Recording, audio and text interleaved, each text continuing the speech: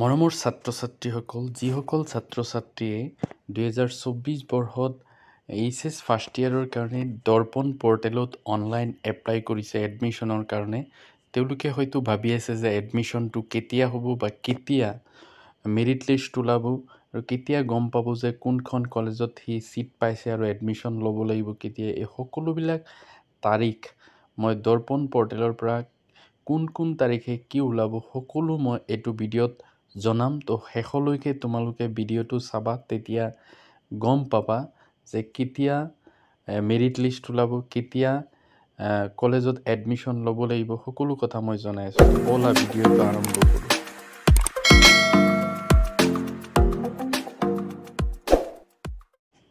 তো এইটো চাব পাৰিছা, মই দৰ্পণ পৰ্টেলৰ পৰাই এই হেৰিটো লৈছোঁ। তাতে লিখা আছে ইম্পৰ্টেণ্ট ডেটছ বুলি, ছাবমিশ্যন অফ অনলাইন এপ্লিকেশ্যন বাই এপ্লিকেণ্টছ। অৰ্থাৎ এতিয়া কোনোবা ছাত্ৰ-ছাত্ৰীয়ে মানে দৰ্পণ পৰ্টেলত 23/4/2024 পৰা 15/5/2024 এপ্লাই কৰিব পাৰিব। অৰ্থাৎ আগতে এইটো হয়তো 5 তাৰিখলৈকে আছিলে, তো এতিয়া আৰু বঢ়াই দিছে 15 তাৰিখলৈকে, 15 মে'লৈকে ছাত্ৰ-ছাত্ৰীয়ে দৰ্পণ পৰ্টেলত এইচএছ ফাৰ্ষ্ট ইয়াৰত এডমিশ্যনৰ কাৰণে এপ্লাই কৰিব পাৰিব।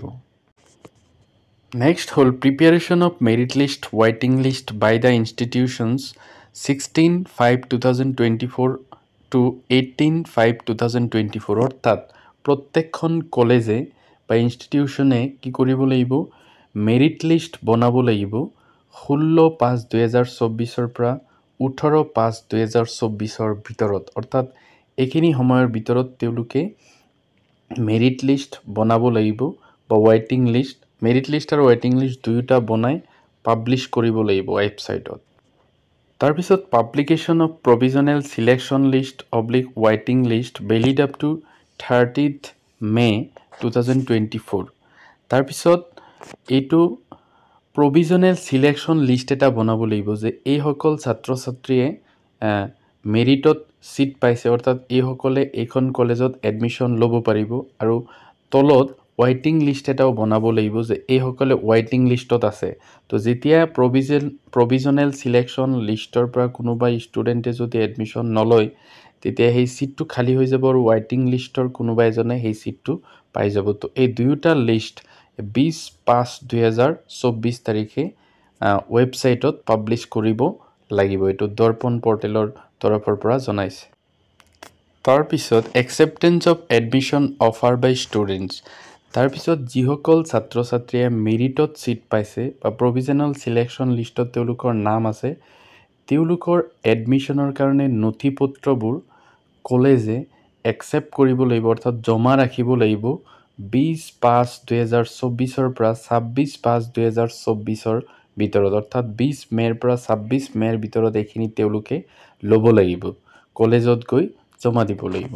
Confirmation of admission by institutions in Darpan online 27/5/2024 to 30/5/2024।